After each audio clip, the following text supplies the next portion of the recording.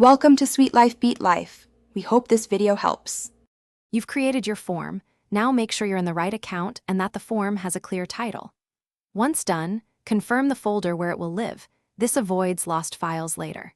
You don't need a manual save button because Google auto-saves, but verifying sync and internet connectivity ensures every edit persists. If you plan to collect responses in a sheet, create or link the destination now so the data pipeline is set before sharing the form.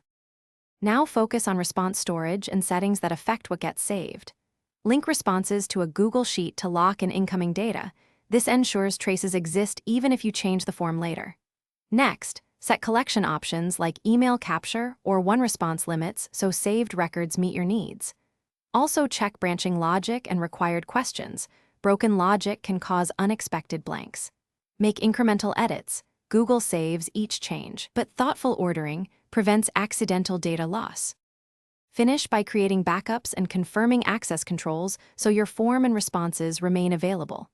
Make a copy for versioning or export responses as CSV for offline archives. This is why backups matter if something goes wrong. Share edit rights cautiously and test the live form once more. If saving seems to fail, check your internet connection, Google Drive storage quota, and account sign-in.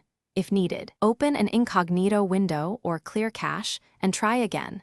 These steps usually restore. Thanks for watching. Consider subscribing if we helped you.